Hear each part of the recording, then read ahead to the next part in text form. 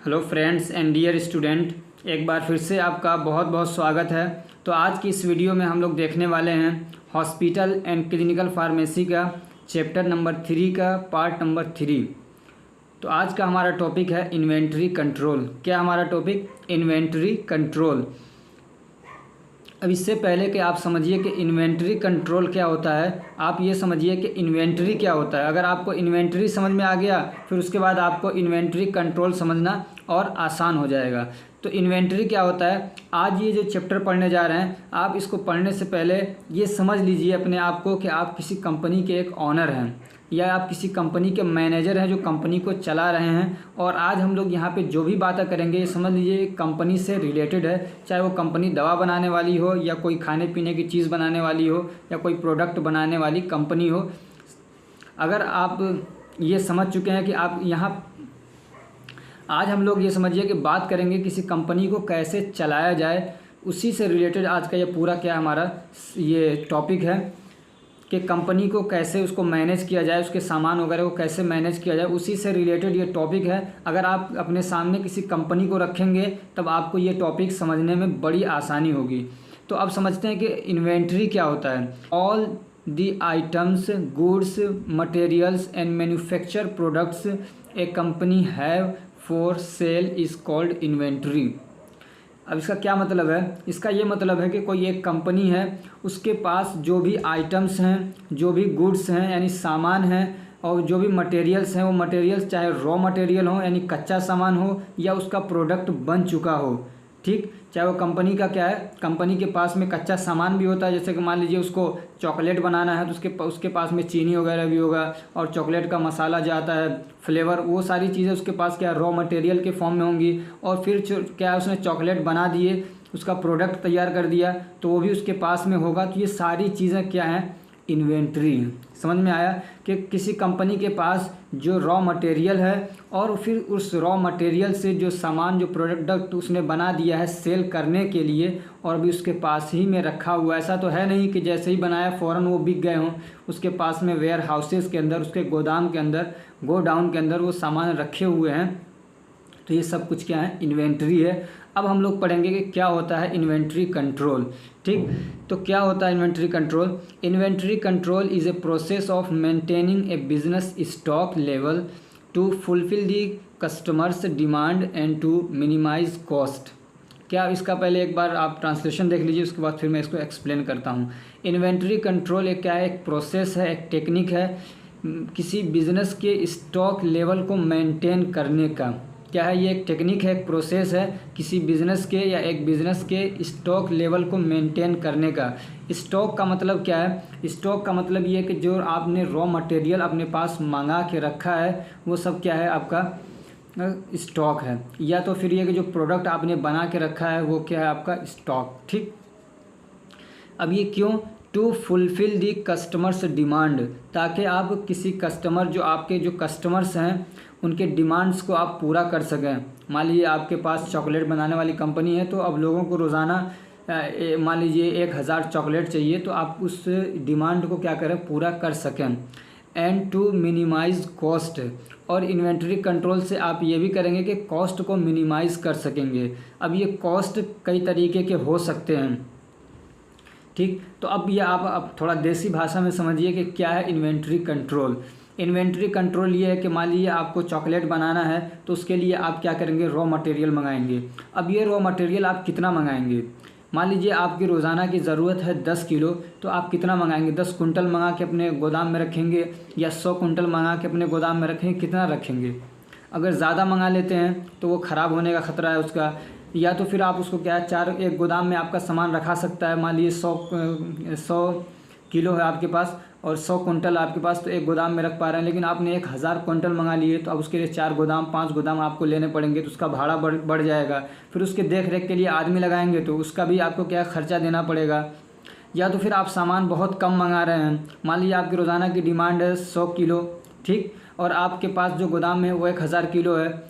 और फिर क्या है, मान लीजिए आपने मंगा के 1000 किलो अपने पास रख लिए, ठीक, रोज़ाना आप क्या है 100 किलो आपका ख़त्म हो रहा है, रोज़ाना 100 किलो आप क्या है उसका प्रोडक्ट बना दे रहे हैं। तो फिर कब आप दोबारा ऑर्डर करेंगे ये भी इसमें आएगा। यानी कि मान लीजिए आपका, नहीं तो ये क्या ऐसा तो नहीं कि मतलब जब पूरा ख़त्म हो जाएगा तब दूसरा ऑर्डर मंगाएंगे तो पता चला 4 दिन आने में लग गया, तो 4 दिन सारे लेबर आपके बैठे हुए आराम से पैसा ले रहे हैं।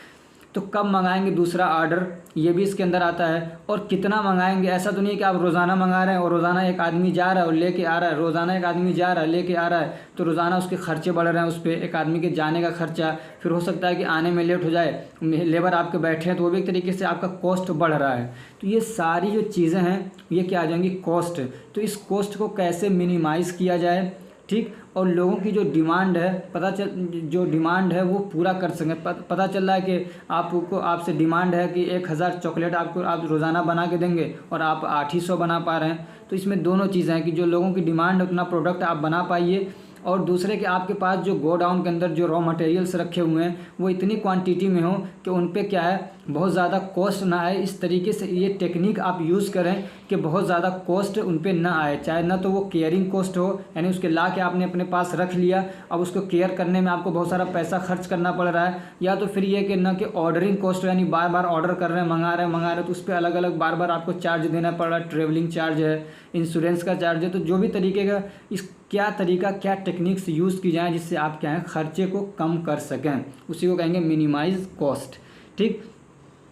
अब आपके सिलेबस में एक टॉपिक है इन्वेंट्री कंट्रोल टेक्निक। अब आप इन्वेंट्री कंट्रोल समझ चुके हैं, अब इसके टेक्निक्स क्या हैं, क्या वो प्रोसेस हैं, क्या टेक्निक्स है, क्या तरीके हैं, क्या तरतीब हैं जिससे आप क्या है कॉस्ट को मिनिमाइज़ कर सकें और इन्वेंट्री को क्या है कंट्रोल कर सकें। तो इसमें कई सारे हैं। एक है तरीका इसमें ABC एनालिसिस, एक टेक्निक क्या है ABC एनालिसिस, एक है VED वेड, इसको कह सकते हैं आप एनालिसिस। अब ये क्या है, दोनों समझ लिए एकदम सेम चीज़ें हैं, इनको हम लोग दोनों को साथ साथ समझेंगे एक साथ।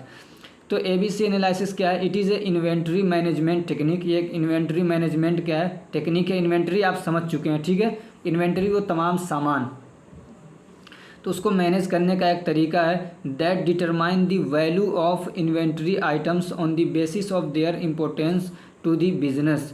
तो ये क्या बताता है कि आपके पास जो सामान रखा हुआ है, क्या बताता है जो आपके पास सामान रखा हुआ है उसकी कितनी वैल्यू है, यानी कौन सा सामान, ये 3 तरह के सामान आपने मंगा रखे हैं, तो किस चीज़ की वैल्यू सबसे ज़्यादा है, किस चीज़ की वैल्यू आपके बिज़नेस के लिए सबसे ज़्यादा है। फिर उसके बाद उसी के हिसाब से आप उसका केयर करेंगे, स्टोरेज के उसके मैनेज करेंगे, उसके लिए स्टोरेज कंडीशन मैनेज करेंगे।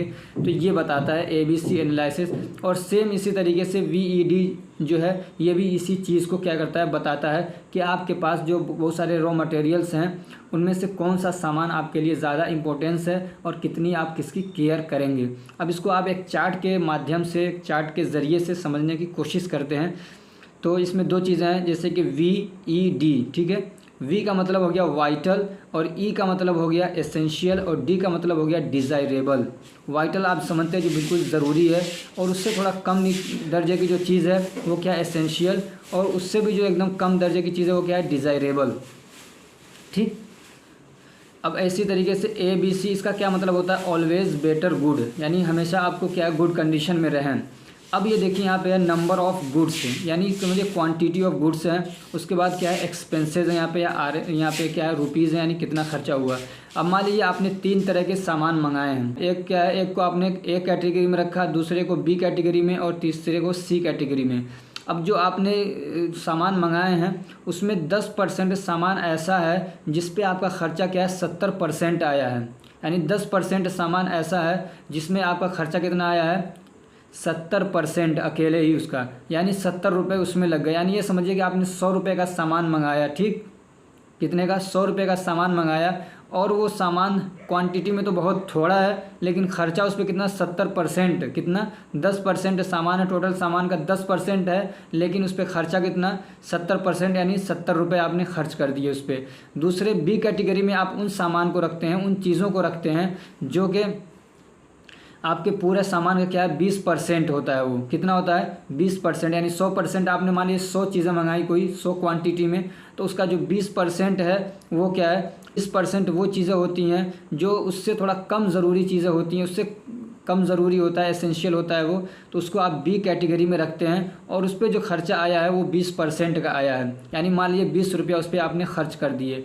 ऐसे ही सी कैटेगरी में वो चीज़ें आती हैं जो कि टोटल सामान का 70% हैं, लेकिन उस पर जो आपका खर्चा हुआ है सिर्फ 10% हुआ है। कितना? 10% उस पर क्या है, खर्चा हुआ है, और उस पर जो पैसा खर्च किए हैं वो कितना, वो भी 10 रुपया। अब इसका एग्जांपल है, समझिए कि आपको चॉकलेट बनाना है एक, ठीक, आपको एक चॉकलेट बनाना है, तो उसमें आपको 3 चीज़ें आप मान लीजिए ले रहे हैं। एक तो चॉकलेट का जो फ्लेवर है वो, दूसरा आपने मंगाया उसके लिए चीनी, और तीसरा उसके लिए मंगाया आपने पानी मान लीजिए। तो अब ऐसा तो नहीं कि सबकी कीमत एक बराबर होगी, सबका रेट एक जैसा होगा। अब जो उसका फ्लेवर है वो है तो बहुत थोड़ा सा है, कितना, 10%, लेकिन उस पर आपका खर्चा कितना आया, 70%, यानी 70 रुपये उसके लिए आपने लगा दिए। ऐसे ही आपने क्या है, चीनी मंगाई है, तो वो क्या है, आपके टोटल सामान का 20%, कितना है, 20% है टोटल सामान का, लेकिन और उसके जो कीमत जो उस पर आपने लगाई वो क्या है, 20% लगाई, ठीक है। और तीसरा आपने पानी मंगाया, तो वो टोटल सामान का क्या है, 70% है, लेकिन उसका खर्चा जो है वो क्या है, 10%, यानी उस पर आपने 10 रुपये खर्च किए। अब देखिए इसमें क्या चीज़ आपको ध्यान देना है, जो चीज़ आपके नज़दीक सबसे ज़्यादा इम्पोर्टेंट है उसी पे क्या है आपको सबसे ज़्यादा केयर करना है। तो उसके लिए क्या करेंगे, गुड केयर करेंगे। अब मान लीजिए ये आपने फ्लेवर जो मंगाया चॉकलेट का, तो उसके लिए आप क्या बहुत अच्छे से उसका ख्याल रखेंगे, देखभाल करेंगे। ऐसे ही उसका क्या करेंगे, गुड स्टोरेज रखेंगे, यानी उसको अच्छे से आप स्टोर करके रखेंगे, कहीं ख़राब ना हो जाए। ऐसे ही क्या करेंगे, इवेल्युएशन करेंगे, यानी उसका जांच पड़ताल करते रहेंगे कि इसमें कोई ख़राबी तो नहीं आ रही है, कोई चूहे तो नहीं लग गए उसमें, ठीक है, कहीं उसमें फफूंद तो नहीं लग गई। तो आपका उसका क्या करते रहेंगे, इवेल्युएशन करेंगे, और लाते वक्त भी उस पर बहुत ज़्यादा आप इवेल्युएट करेंगे कि कहीं गलत चीज़ हमको तो नहीं दी गई, कोई क्वालिटी उसकी ख़राब तो नहीं है, ठीक। तो ऐसी जो चीज़ें जो सबसे ज़्यादा आपके लिए ज़रूरी है, जो वाइटल है, और आपके सामान का जो सबसे ज़्यादा जिस पे खर्चा हुआ है, आप उसके लिए क्या है ज़्यादा केयर करेंगे, स्टोरेज कंडीशन उसका अच्छा रखेंगे, उसका एवेल्यूएशन भी करते रहेंगे, तो उसको आप किस में रखते हैं, एक कैटेगरी में रखते हैं। ऐसे ही जो उससे कम दर्जे की चीज़ है, कम ज़रूरी चीज़ है, उसको बी कैटेगरी में रखते हैं, तो वो आपका क्या है, 20% है मान लीजिए। तो उसके लिए जो आप केयर करते हैं वो क्या है, थोड़ा जनरल टाइप का केयर, यानी बहुत ज़्यादा आप उसके लिए केयर नहीं करते, बल्कि नॉर्मल केयर करते हैं। इसमें गुड था, इसमें क्या है, थोड़ा जनरल ही नॉर्मल केयर होता है। ऐसे उसका स्टोरेज कंडीशन भी थोड़ा नॉर्मल होता है, उसका इवेल्युएशन भी आप क्या करते हैं, थोड़ा नॉर्मल करते हैं। और तीसरी कैटेगरी में जो सी कैटेगरी है या डी कैटेगरी, इसके हिसाब से VED के हिसाब से वो क्या होता है, डी कैटेगरी होता है, और ABC के हिसाब से वो सी कैटेगरी होता है। तो उसमें आपका जो सामान होता है वो होता है तो क्वांटिटी में बहुत ज़्यादा, लेकिन उस पर आपका खर्चा क्या है, बहुत कम हुआ होता है। तो उसके लिए आप क्या करते हैं, नो केयर, यानी बहुत ज़्यादा उसको केयर नहीं करते, कहीं पे भी उसको क्या है, मान लीजिए गैलरी है, कहीं पे भी उसको आपने रख दिया, मान लीजिए वाटर है वो, ऐसे ही उसको उसके लिए कोई स्टोरेज की इतनी आवश्यकता नहीं होती, आप उसके स्टोरेज की भी इतनी टेंशन नहीं लेते हैं कि अगर मान लीजिए ख़राब भी हो गया तो कम पैसे का सस्ता आराम से ला सकते हैं वो अपना रॉ मटेरियल। ऐसे उसके एवेल्युएशन पे भी आप बहुत ज़्यादा ध्यान नहीं देते हैं। तो ये दोनों क्या हो गया, एनालिसिस हो गया, क्या ABC एनालिसिस बोलते हैं इसी को, और या VED एनालिसिस बोलते हैं। मैं समझता हूँ कि आप चूँकि डी फार्मा कर रहे हैं तो आपके लिए इतना बहुत काफ़ी, ये इतना जो मैंने बता दिया ये काफ़ी है। बहुत डिटेल है इसमें, आप जब जाएंगे पूरा MBA का समझ लीजिए एक टॉपिक है, एक घंटे का एक टॉपिक पे आप जाके डिस्कशन कर सकते हैं, लेकिन मैं समझता हूँ कि इतना ही इस टॉपिक के लिए काफ़ी है। अब इसमें आपका जो एक टेक्निक है, 2 टेक्निक आपने पढ़ लिया इन्वेंट्री कंट्रोल का। एक टेक्निक है क्या है, वो है economy order quantity. Economy order quantity ये क्या चीज़ है, it is a method to purchase appropriate quantity of raw material for manufacturing at one time to minimise ordering and carrying cost. ठीक है, इसका क्या मतलब है, इसका ये मतलब है, ये आपको ये बताता है कि आप एक बार सामान खरीदने जा रहे हैं तो कितनी क्वांटिटी में आप सामान खरीद के लाएंगे। समझ में आ रही बात कि आपके लिए मुनासिब और बेहतर क्वांटिटी क्या होगी, वो ये टेक्निक आपको बताता है कि एक बार आप सामान खरीदने जा रहे हैं तो कितना सामान खरीद के लेके आएंगे। क्या एक ही बार में 50,000 कुंटल खरीद के लाएंगे, या 10 कुंटल लाएंगे, या 10 किलो लाएंगे, कितना लाएंगे, आपके लिए क्या मुनासिब है। तो ये बताता है आपको इकोनॉमी ऑर्डर क्वांटिटी। ठीक है, और ये क्या इसका फ़ायदा है, टू मिनिमाइज ऑर्डरिंग कॉस्ट और कैरिंग कॉस्ट। ये आप इससे आपको क्या फ़ायदा होने वाला है, जो मिनिमाइज़ करेगा यानी कम करता है ये ऑर्डरिंग कॉस्ट को और किसके, और केयरिंग कॉस्ट को, ये दोनों को कम करता है। ऑर्डरिंग कॉस्ट क्या है और केयरिंग कॉस्ट क्या है, तो देख लेते हैं। ऑर्डरिंग कॉस्ट क्या है, it includes all those expenses are related to ordering या ऑर्डर। इसमें वो तमाम एक्सपेंसेस यानी वो तमाम खर्चे आ जाते हैं जो ऑर्डर से रिलेटेड है। मान लीजिए आपको कोई सामान मंगाना है, उसके लिए आप ऑर्डर देने जा रहे हैं, या खुद खुद जा रहे हैं या किसी दूसरे को भेज रहे हैं तो उसमें कई सारे खर्चे आ सकते हैं। आप जा रहे हैं तो रास्ते में आपको ट्रेवल यानी टिकट देना पड़ेगा, या जो भी जो रास्ते का खर्चा ट्रेवलिंग कॉस्ट है वो देना पड़ेगा। ऐसे ही मान लीजिए रास्ते में खाना पीना और भी जो भी है, किसी को भेज रहे हैं तो सारे खर्चे आ सकते हैं। मान लीजिए गाड़ी से जा रहे हैं, टोल टैक्स देना पड़ रहा है, तो जो भी खर्चे इससे रिलेटेड हैं वो किस में आएंगे, ऑर्डरिंग कॉस्ट में। और कैरिंग कॉस्ट में क्या है कि आप उस सामान को मंगा रहे हैं, ट्रांसपोर्टेशन का खर्चा आ गया। ऐसे उस सामान का इंश्योरेंस बनवा रहे हैं तो उसका खर्चा आ गया। मान लीजिए उसको ला के अपने पास रख रहे हैं तो जो रेंट है वो उसका खर्चा भी हो सकता है। मान लीजिए आपको मंगाना था 100 क्विंटल, आपने मंगा लिया 500 क्विंटल, तो अब उसका रेंट भी आपको देना पड़ेगा, एक रूम में नहीं रख पा रहे हैं उसको। ऐसे ही ज़्यादा सामान रहेगा तो उसके लिए स्टोरेज की भी उतनी क्या है आपको सहूलियत फराहम करनी पड़ेंगी, उसके लिए वो भी खर्चा हो सकता है। तो ये जितने भी खर्चे हैं सब क्या हैं, कैरिंग कॉस्ट हैं। तो ये जो है इकोनॉमी ऑर्डर क्वांटिटी, ये आपको क्या बताता है, इससे क्या फ़ायदा होता है आपको, तो ये आपको ऐसा क्वांटिटी बताता है जो आप मटेरियल ख़रीद के लाते हैं उसके लिए, कि जिससे आपका क्या है ऑर्डरिंग कॉस्ट भी बच जाता है और कैरिंग कॉस्ट भी क्या होता है, बचता है। तो ये आपको अप्रोप्रिएट क्या है क्वांटिटी बताता है। मान लीजिए कैरिंग को अगर ज़्यादा सामान लेके आते हैं तो आपका क्या है कैरिंग कॉस्ट इफेक्ट पड़ेगा, उसमें ज़्यादा आपको कैरिंग कॉस्ट आएगा। अगर कम सामान लाते हैं तो बार बार जाना पड़ेगा, तो इस तरीके से आपका ऑर्डरिंग कॉस्ट क्या होता है, बढ़ जाता है। तो इस दोनों को मिनिमाइज़ करने के लिए, कंट्रोल करने के लिए इकोनॉमी ऑर्डर आपको क्या करता है, इकोनॉमी ऑर्डर क्वांटिटी आपकी हेल्प करता है, जिसको हम लोग EOQ के नाम से जानते हैं। ठीक, ये क्वेश्चन आ सकता है। अब इसमें और कुछ ज़्यादा नहीं जानना आपको, सिर्फ इसका एक फार्मूला है, ये फार्मूला आप देख लीजिए। EOQ कैसे, मतलब इसका क्या फार्मूला, कैसे निकालेंगे, कितना सामान लाएंगे, तो ये क्या है अंडर रूट है। समझ लीजिए, मैं चूँकि मुझे लैपटॉप वगैरह चलाना और टाइपिंग करना इतने अच्छे से आता नहीं है, तो अंडर रूट ये पूरा कैसे बनता है वो मुझे नहीं आया, इतना मैं सीख पाया तो इतना बना दिया। तो ये अंडर रूट है, ठीक है, ये अंडर रूट है। उसके अंदर फिर क्या है, ये 2 × AD × OC। अब AD क्या है, एनुअल डिमांड कितनी है वो इसमें डाल देंगे, और फिर क्या है OC यानी क्या कहते हैं ऑर्डरिंग कॉस्ट कितना पड़ रहा है वो यहाँ पे डाल देंगे, अपॉन क्या करेंगे CC मतलब कैरिंग कॉस्ट कितना आ रहा है। तो इन सारों को जो कैलकुलेशन निकालेंगे तो आपको मिल जाएगा कितना क्वांटिटी आपको क्या करना है, मंगाना है। ठीक, अब इन्वेंट्री कंट्रोल में कुछ की पॉइंट्स जो आपको ध्यान रखना है, तो उसमें क्या है, एक मिनिमम लेवल ऑफ स्टॉक। इसका क्या मतलब है कि मान लीजिए आपने एक बार रॉ मटेरियल मंगा लिया तो अब वो ख़त्म हो रहा है, तो किस लेवल पर जब वो चला जाएगा तब आप दूसरा ऑर्डर करेंगे, तो ये हो गया मिनिमम लेवल। ठीक है, मान लीजिए एक ग्राफ होता है कि मान लीजिए आपके पास 100 किलो है और अब वो मान लीजिए आ गया 50 किलो पे, फिर 40 किलो पे रोज़ खर्च हो रहा है, तो कितना कम जब आपके पास बच जा रहा है तब आप दूसरा ऑर्डर करेंगे, तो वो आ जाता है मिनिमम लेवल। तो उसका मान लीजिए आपके यहाँ पे एक क्राइटेरिया है कि जब वो हमारे यहाँ 30 किलो बचा रहेगा तो फिर हम दूसरा ऑर्डर कर देंगे, तब तक दूसरा ऑर्डर आएगा, तब तक ये चलता रहेगा। ठीक, ऐसे ही कि मैक्सिमम लेवल ऑफ स्टॉक, आप अपने पास कितना स्टॉक जमा करके रखेंगे एक ही बार में, तो उसका भी एक लेवल होता है। मान लीजिए आपके यहाँ 100 कुंटल स्टोर करने का आपके पास जगह है तो उतना मंगा लीजिए, तो एक लेवल है। ठीक है, ऐसे ही एवरेज रिक्वायरमेंट पे ध्यान रखना होता है, आपकी रोज़ाना की कितनी रिक्वायरमेंट है, इसको आप ध्यान देंगे तो फिर उसके हिसाब से आप दूसरी चीज़ों को मैनेज कर पाएंगे आसानी से। और इसमें क्या ध्यान देना रहता है आपको, डेंजरस लेवल ऑफ स्टॉक, यानी कितना लेवल आपका, मान लीजिए कि आपके पास 100 कुंटल है और वो ख़त्म हो रहा है, रोज़ ख़त्म हो रहा है, रोज़ ख़त्म हो रहा है और आप मंगा ही नहीं रहे, बिल्कुल आ गया आपके पास 10 किलो बचा हुआ है। अब आपने ऑर्डर किया, रीऑर्डर किया, यानी दोबारा से उसको मंगाया, तो अब मंगाने के लिए ऑर्डर किया तो उसमें 4 दिन लग गए, तो आपकी अब कंपनी 3 दिन क्या है, जो लेबर हैं, जो भी काम करने वाले हैं, मशीनें सब बंद रहेंगी, तो ये डेंजरस लेवल हो जाता है एक तरीके से। ठीक है, या तो ये कि आपने बहुत ज़्यादा मंगा लिया जिसको आप संभाल ही नहीं पा रहे हैं, तो वो भी डेंजरस लेवल है। तो इसको भी आपको क्या करना है, इसमें ध्यान देना पड़ता है। और क्या, रीऑर्डरिंग क्वांटिटी।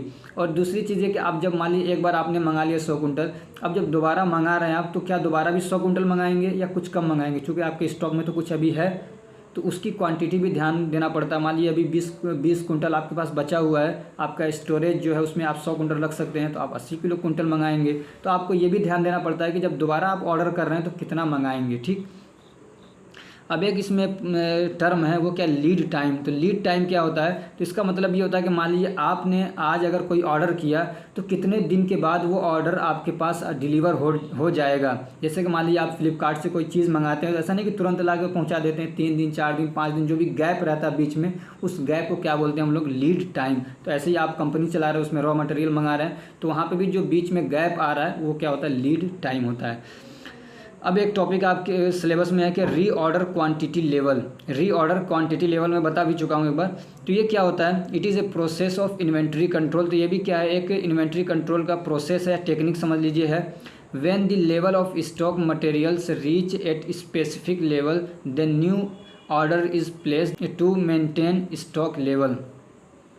तो क्या है ये रीऑर्डर क्वांटिटी लेवल? इसका क्या मतलब है कि ये एक प्रोसेस है इन्वेंट्री कंट्रोल का, ठीक है। When the level of stock material, यानी जो आपके पास मटेरियल, जो रॉ मटेरियल आपके पास स्टॉक में है, उसका लेवल जब एक ख़ास एक स्पेसिफिक लेवल तक पहुंच जाता है, मान लीजिए 100 कुंटल था, अब वो 30 किलो तक, 30 कुंटल तक पहुंच गया है, तो मान लीजिए आपका एक स्पेसिफिक लेवल है, तो वहाँ पे जब वो पहुंच जाता है तो फिर आप न्यू ऑर्डर देते हैं अपने स्टॉक लेवल को मेंटेन करने के लिए। तो वही क्या होता है, रीऑर्डर क्वांटिटी लेवल होता है। तो उसका भी एक फार्मूला होता है कि रीऑर्डर लेवल क्या होना चाहिए। तो उसका ये है कि मैक्सिमम कंजप्शन कितना है उसको, और मिनिमम रीऑर्डर पीरियड क्या होता है, दोनों को मल्टीप्लाई करेंगे तो आपका क्या कहते हैं, रीऑर्डरिंग लेवल आ जाएगा, ठीक। अभी एक टॉपिक आपके इसमें इन्वेंट्री टर्नओवर। क्या है इन्वेंट्री टर्नओवर? आप ये दिमाग में रखिएगा कि आप एक कंपनी की बात चल रही है यहाँ पे, तो इसका एक मोटा मोटा से समझिए कि कोई कंपनी है, उसने पूरे साल के अंदर अपना प्रोडक्ट कितना बेचा है, पूरे साल के अंदर अपना कितना प्रोडक्ट बेचा है, ठीक है। ये क्या होता है, इन्वेंट्री टर्नओवर होता है। अब थोड़ा डीपली हम लोग देखते हैं कैसे निकाला जाता है, क्या होता है। It means how many times N inventory of A company is sold.